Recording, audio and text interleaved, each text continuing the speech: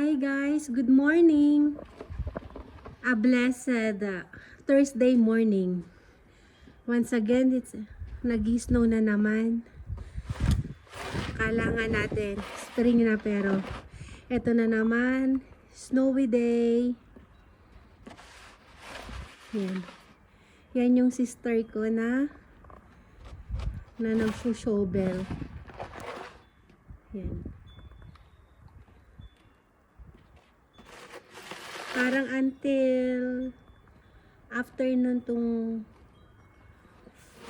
snow. Pero binabawasan muna namin kasi kung hanggang mamaya pa yan, tataas ng tataas, mas lalong mahirap i-shovel.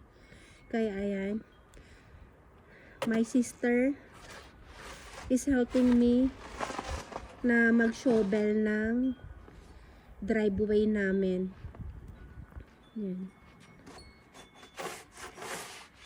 Kasi mas kakapal ng kakapal. You look, our neighbors, matataas na din yung snow nila sa driveway. So mas lalong mahirap yan, lalo at mabigat yung snow. Ang hirap i-shovel. Yan. But thanks God, my sister is helping me to do the shoveling. Yan. See? Oh my goodness. Ang kapal na naman ng snow. Yan. Magkakaroon na naman ng bundok na snow.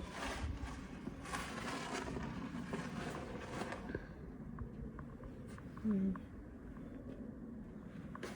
Okay. Yan. Walang tigil.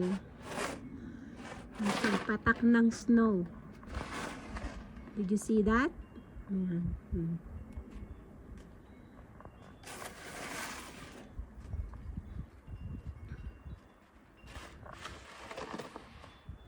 So may appointment sana kami today, kaya lang kailangan kong itawag na i-reschedule na lang namin. Kasi napakahirap mag-drive ng ganito.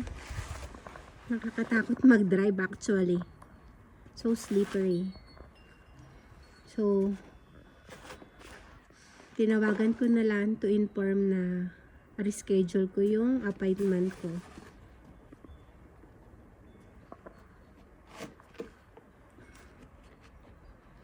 Ayan. So sa mga hindi maiiwasan na mag-drive at lumabas ng kanilang bahay, drive safely and stay warm. Yan. Have a good one, everyone. God bless. Till my next video. Bye.